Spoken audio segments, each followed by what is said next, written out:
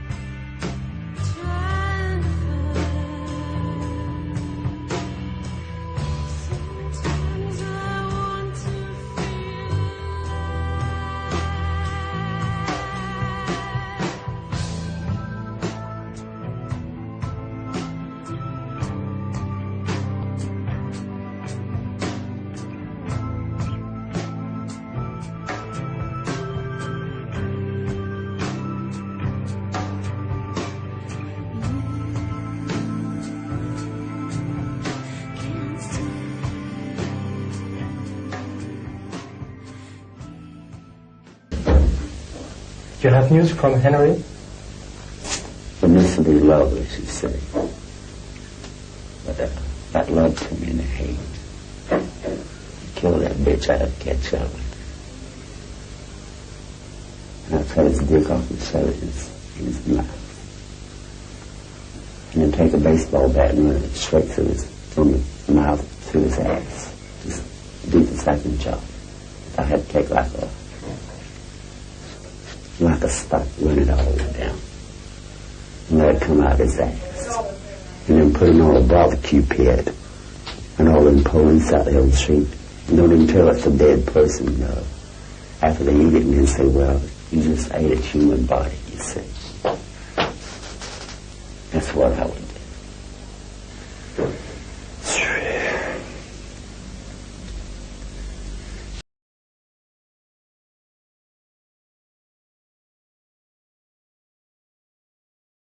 Sharon Tate LaBianca's murder, okay, was a witch's hitting. Sharon Tate wanted out, but the thing is, the Illuminati... What do you mean she wanted out? She was a witch? Yes, she was tired of it. She wanted to get out, but Sharon the thing Tate is... was a witch, okay. Oh, but the thing is... You base those allegations on what? On when I was in, myself. I'm not the only one who knows this information. Anybody who was in witchcraft during that time can tell you the same thing. What happened was... That Sharon Tate was a practicing witch? Yes. Okay. As a matter of fact, the Illuminati... I have no information to refute it, so I'm only going on what you're The saying. Illuminati sent Charles Manson in to kill her. If you remember, she was killed. One leg was slung up from the rafter, her hands behind her, her throat sliced open. There was a tarot, 78 cards and a tarot deck. You look at the 12th major arcana one, it looks like the Hanged Man. That's exactly how Sharon Tate LaBianca was left. Charles Manson did not go into prison. He volunteered to go in. So you're saying that Charles Manson came from this group, the Illuma... He's one of the most powerful wizards alive today. Okay. Oh. And... You've got to have a strong system But in order for it to be a strong system, the system's got to be right, man. You can't fake it. You can't jump up and knock a bunch of people down and say, see how strong we are? That ain't gonna, that's not going to do it. You got to be right. You got to finesse it. You got to have a one world government. You got to have a one world court. There can be no place in the world that you can get away. In the meantime, though, since that is probably a long way away, one world government, as far as you might think. Well, it's probably not going to happen next week anyway.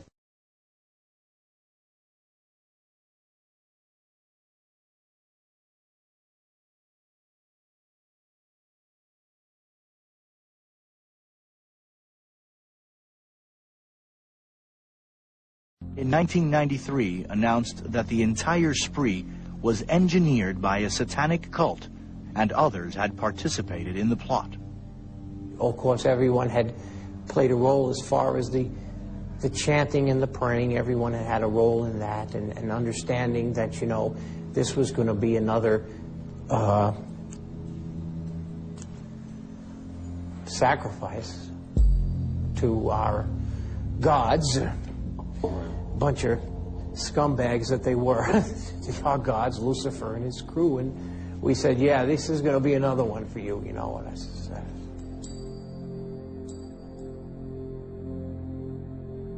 we've got to get a one world government. I don't want to talk about all of it. Yeah, we've got to have it. Chop up some more. I'm going to kill you as many as I can. I'm going to pile you up to the sky. I figure about 50 million. If I could get about 50 million of you, I might be able to save my trees and my air and my water and my wildlife. You want to kill 50 million people? Well, that's just a drop in the bucket to what's really coming. Yeah, that's just a drop in the bucket to what's really.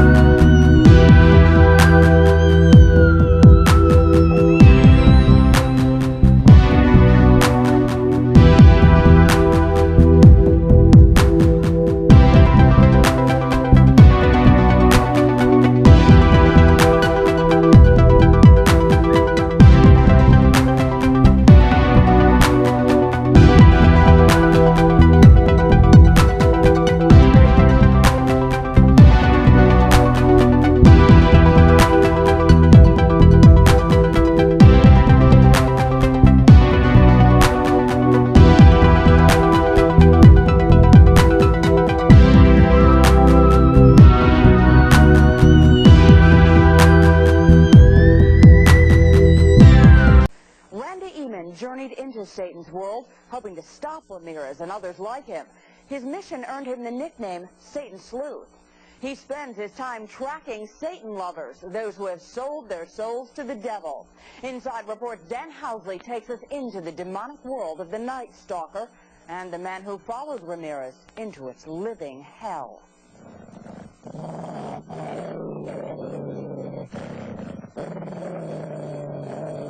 The Night Stalker. To many, he is the devil on earth. For 4 years, Richard Ramirez, a Satan worshiper, held Southern California in a grip of terror. He looked evil. He did evil things. Ramirez shot or slashed or raped his randomly picked victims, then carried out strange rituals of blood, sex, and sacrifice. Ramirez would leave satanic symbols at the scenes of his ghastly crimes.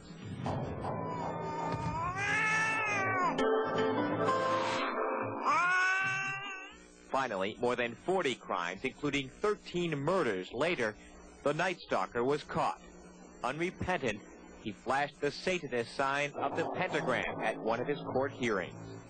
Just last month, Richard Ramirez was convicted. The jury recommended he die in California's gas chamber. But this case is more than just another chapter in California's horror stories. Richard Ramirez woke up the world of law enforcement. Woke them up to what they're now calling the crime of the future, satanic crime. Back in 1985, good old Richard Ramirez was the one who seemed to fuel that interest.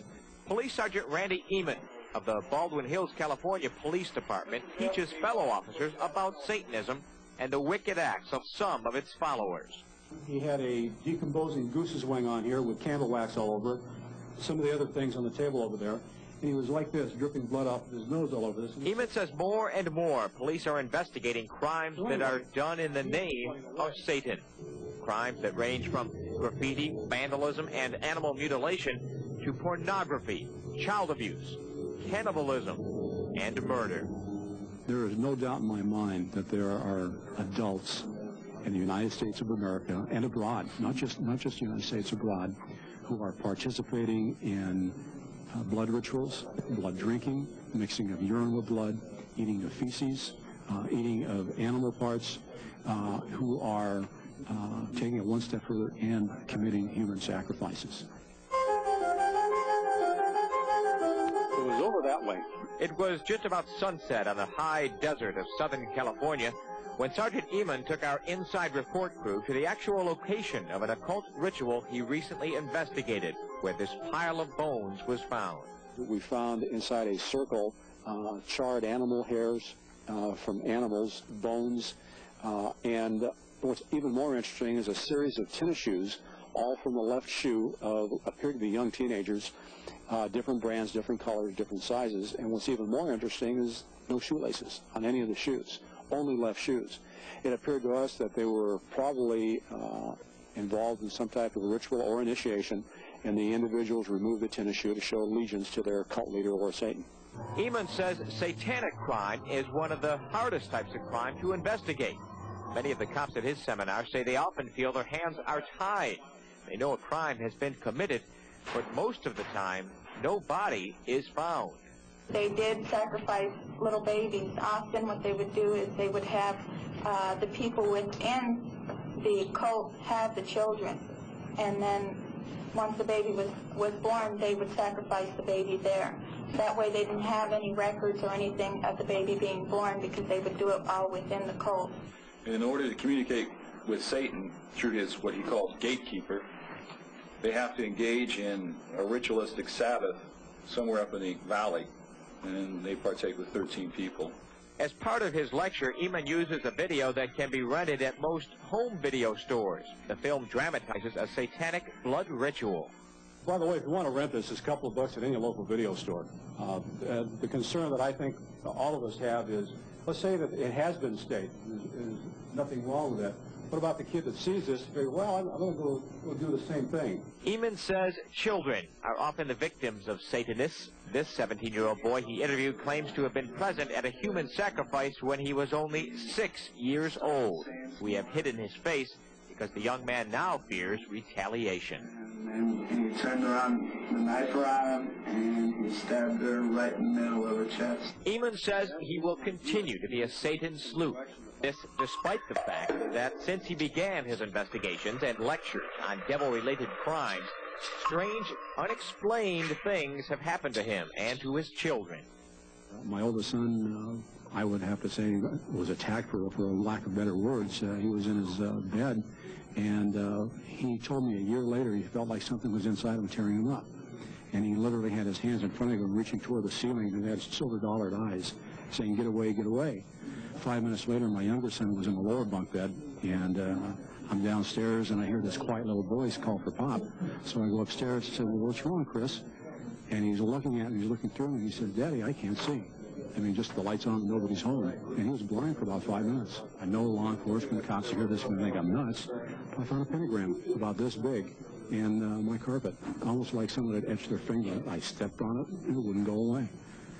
So these are just some of the things that do go with the territory, but you don't need to fear it either. The problem is I suggest to law enforcement, don't bring any of this material in your home. Just keep it out of the home, and you won't bring this stuff in with you. Arrested today after being held by an angry crowd. Police believe Ramirez is the walk-in killer, or a so-called night stalker, who has terrorized California, committing at least 16 murders there recently. Noah Nelson reports from Los Angeles. How long ago? Let's get all these. What's your name? You kill a hog, you still kill him. So it don't make a difference what you kill. And then if you miss a cutting up somebody, it's just like butchering a hog to sell a cow. Ain't no difference. It's just no dip, I reckon. Put your little bit of barbecue sauce on it. Go to town line and get it roasted. Not unless you want it raw.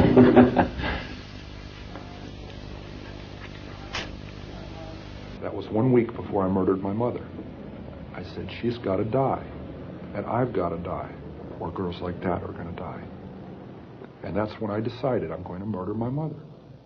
I knew a week before she died I was going to kill her.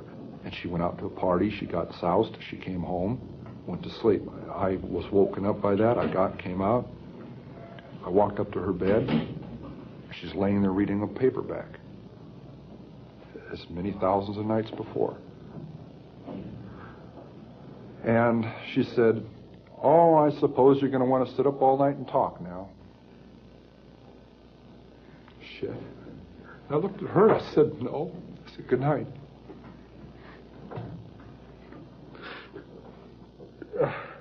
And I knew I was going to kill her, you know? And I'm so cold, it's so hard. And that's the first time in 10 years I've looked at it that way. I mean, that intensely, that honestly. It hurts. Because I'm not a lizard.